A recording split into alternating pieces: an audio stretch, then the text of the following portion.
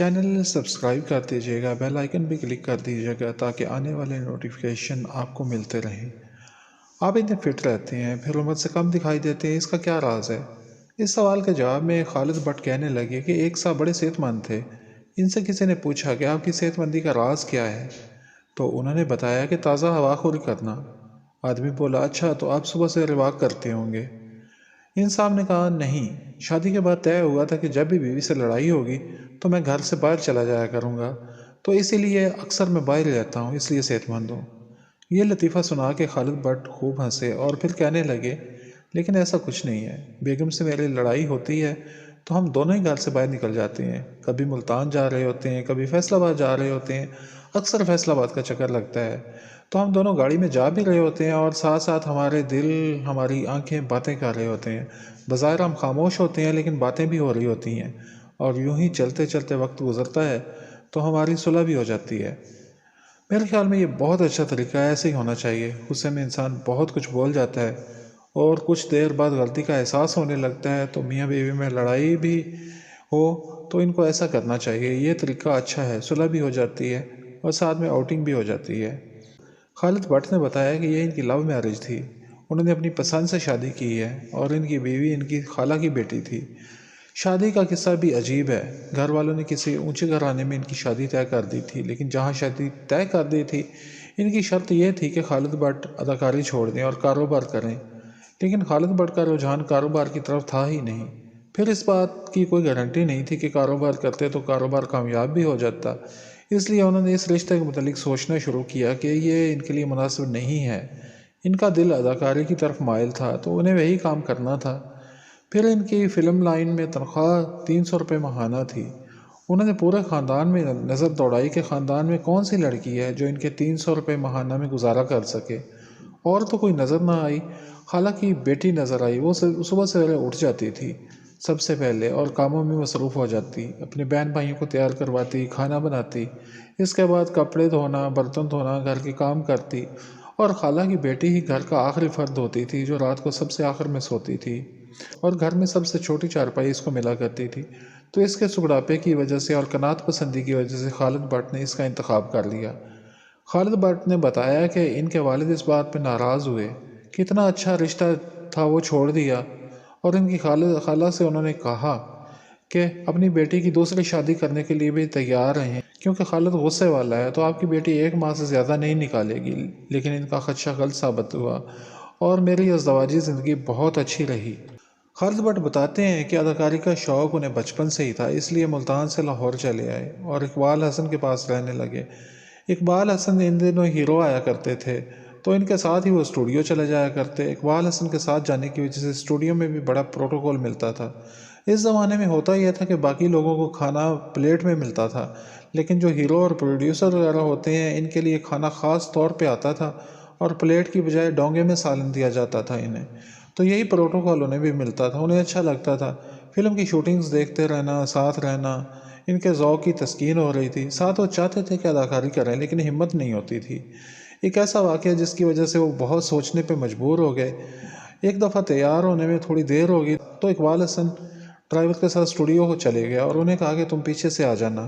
لوگ یہی سمجھتے تھے کہ یہ اقبال حسن کے بھائی یا کزن ہے، وہ جب بھی جاتے اقبال حسن کے ساتھ ہی جاتے، لیکن اس بار اکیلے تیار ہو کے جب اسٹوڈیو پہنچے تو گیٹ پہ چوکیدار نے روک لیا۔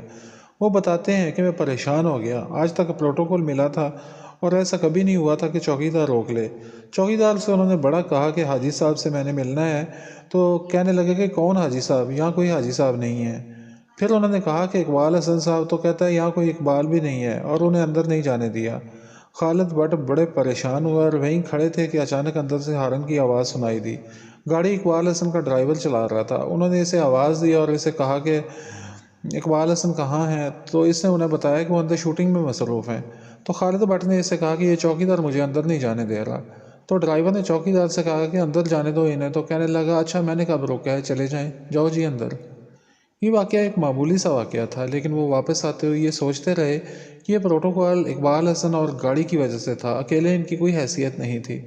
انہوں نے اقبال حسن سے کہا کہ وہ اداکاری نہیں کریں گے کیونکہ اس دور میں وحید مراد اور محمد علی مشہور تھے اور ان کا ہی دور چل رہا تھا۔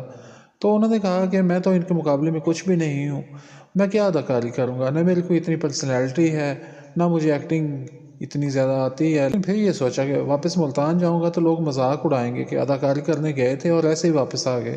پھر یہی سوچ کے میں نے اقبال حسن سے کہا اور اقبال حسن نے مجھے ایک ڈائریکٹر کے ساتھ اسسٹنٹ لگوا دیا۔ تو میں نے تنخواہ قبول کرنے سے انکار کر دیا اور کہا کہ اسسٹنٹ نہیں بننا چاہتا، میں تو اسٹوڈنٹ ہوں، سیکھنا چاہتا ہوں کام کو۔ پھر سیکھتا چلا گیا اور پہلی بار وحید مراد صاحب کو میں نے جب دیکھا تو دیکھتا رہ گیا۔ وحید مراد میرا آئیڈیل تھے، اور ان دنوں لڑکیاں وحید مراد اور ندیم صاحب کی تصاویر اپنی کتابوں میں رکھا کرتی تھیں۔ اپنی یادوں کے حوالے سے انہوں نے بتایا کہ شادی کے 16 سال بعد وہ پیدا ہوئے اور ان کے ابا فلموں کے شوقین نہیں تھے، جبکہ امی کو شوق تھا۔ ہر بدھ کو عورتوں کے لیے سینما میں شو ہوا کرتا تھا اور ان کی والدہ باقاعدگی سے وہ دیکھنے جایا کرتی تھیں اور ان کو بھی ساتھ لے جاتی تھیں، تو انہیں بھی یہ شوق والدہ سے ہی ملا۔ 10ویں کلاس تک وہ باقاعدگی سے والدہ کے ساتھ سینما میں فلم دیکھنے جاتے رہے۔ جب 11ویں میں داخل ہوئے تو والدہ نے ایک بار بدھ کو انہیں کہا کہ تم کالج سے سینما آ جانا۔ وہ 4 پیریڈ چھوڑ کے جب سینما پہنچے تو چوکیدار نے انہیں روک لیا۔ انہوں نے بتایا کہ میری والدہ اندر ہیں، فلم دیکھ رہی ہیں، میں نے بھی جانا ہے۔ تو چوکیدار نے پوچھا کہ کون سی کلاس میں پڑھتے ہو؟ تو انہوں نے فخر سے بتایا کہ میں کالج میں پڑھتا ہوں۔ تو چوکیدار نے کہا اب تم بڑے ہو گئے ہو، عورتوں کے شو میں نہیں جا سکتے۔ تو اس کے بعد پھر وہ اکیلے جانے لگے۔ خالد بٹ نے بتایا کہ ان کی پہلی محبت میٹرک میں ایک لڑکی تھی اور وہ محلے دار تھی، اس لیے محبت بس محبت تک رہی، کیونکہ اس زمانے میں محبت کو برا سمجھا جاتا تھا اور یہ بات بھی بزرگوں کو گوارا نہیں ہوتی تھی کہ محلے میں محبت اور شادی ہو، اس لیے وہ محبت صرف محبت ہی رہی۔ معصوم محبت کے بارے میں انہوں نے بتایا کہ معصوم محبت ان کی اپنی ایک کزن تھی، آپی، جو اسکول میں جاب کرتی تھی، ان سے کافی عمر میں بڑی تھی۔ وہ بچپن میں انہیں کھلاتی رہی تھی گود میں اٹھا کے، تو وہ چاہتے تھے کہ بڑے ہو کے اس سے شادی ہو، لیکن یہ سارے ہی بچپن کی باتیں ہیں، خوبصورت یادیں۔ یہ باتیں اور یادیں تو خالد بٹ کی تھیں۔ میں نے انہیں قریب سے پہلی بار تب دیکھا جب یہ 2023 کی بات ہے، زرعی یونیورسٹی فیصل آباد کے آڈیٹوریم میں خالد بٹ سٹیج پہ چڑھے اپنی باتیں سنا رہے تھے۔ لوگ زیادہ فون نمبرز رکھتے ہیں اور موبائلز بھی 2 ہوتے ہیں، لیکن میرے پاس بیوی بھی ایک ہی ہے اور موبائل فون اور اس کا نمبر بھی ایک ہی ہے۔ خالد بٹ اپنے مخصوص انداز میں بول رہے تھے۔ حاضرین میں کم لوگ تھے جو انہیں جانتے تھے، کیونکہ نوجوان نسل ان کے بیٹے کو ان سے زیادہ جانتی ہے۔ اپنے وقت میں وہ زیادہ ٹی وی ڈراموں میں آتے رہے، اب بھی وہ ٹی وی ڈراموں میں آتے ہیں۔ فنکار جب بوڑھا ہو جاتا ہے تو اور زیادہ ہنرمند ہو جاتا ہے، اس کا تجربہ اور زیادہ ہو جاتا ہے، لیکن اس کو کاسٹ کم کیا جانے لگتا ہے، ٹی وی پہ کم نظر آتا ہے اور ایک طرح سے پس پردہ چلا جاتا ہے۔ لیکن خالد بٹ وقتاً فوقتاً ڈراموں میں آتے رہے۔ لو لائف اور لاہور میں میاں جی کا کردار نبھایا تو میاں جی کے نام سے لوگ انہیں جاننے لگے۔ اس کے بعد جیون نگر ڈرامہ میں کباڑیے کا کردار بھی بخوبی نبھایا۔ یونیورسٹی میں ان کی باتیں سن کے بے اختیار دل چاہا کہ پاس جا کے ان سے ملوں۔ بچپن کی یادوں میں ایک یاد خالد بٹ بھی تھے۔ بچپن میں ان کے ڈرامے دیکھا کرتے تھے اور کبھی سوچا نہیں تھا کہ یوں ان سے سامنا ہوگا۔ گفتگو اور تصاویر بنانے سے فارغ ہو گئے تو اسٹیج سے نیچے اترے، ان کے ہمراہ لوگ تھے اور کھانا کھانے وہ جا رہے تھے، تو میں نے مناسب نہیں سمجھا کہ انہیں روک کے ان سے ملا جائے، اور یوں بھی مجھے یہ عجیب ہی لگتا ہے ان شخصیات سے ملتے ہوئے جن کو سبھی جانتے ہیں۔ آپ کہہ سکتے ہیں کہ شوبز کی شخصیات اور ایسی تمام شخصیات کہ جن کی فین فالوئنگ زیادہ ہوتی ہے، کچھ تو ان میں سے بہت خوبصورت انسان ہوتے ہیں لیکن اکثر عاجزی کا صرف دکھاوا کرتے ہیں، اور اگر کسی سے ملتے بھی ہیں تو ایسے جیسے اس پہ احسان کر رہے ہوں، اور میں یہ احسان لینے سے دور بھاگتا ہوں۔ میرے کئی کلاس فیلوز اور قریبی جاننے والے زندگی کی دوڑ میں وہاں تک پہنچ چکے ہیں جہاں لوگ ان سے ملنے کے لیے بےتاب رہتے ہیں، ان سے ملنے کو اپنی خوش نصیبی سمجھتے ہیں، لیکن میں ان سے نہیں ملتا۔ بات ہو رہی تھی خالد بٹ کی، تو میں خالد بٹ سے بھی نہیں ملا، دل کر بھی رہا تھا لیکن نہیں ملا، سوچا پھر کبھی مل لوں گا، لیکن کیا خبر تھی یہ پھر کبھی آئے گی نہیں۔ کل اچانک خبر ملی کہ خالد بٹ اس دنیا سے کوچ کر گئے ہیں۔ خالد بٹ کو دیکھ کے ہی محسوس ہوتا تھا کہ وہ ملنسار، خوش مزاج بندے ہیں، ان کے چہرے پہ زیادہ تر مسکراہٹ رہتی تھی۔ میں ان کو زیادہ نہیں جانتا لیکن اتنا ہی کافی ہوتا ہے، کچھ لوگ جو آپ کی اچھی یادوں میں ہوتے ہیں ان سے فاصلہ بھی ٹھیک رہتا ہے، خاص طور پہ تب جب وہ اس دنیا سے چلے جائیں۔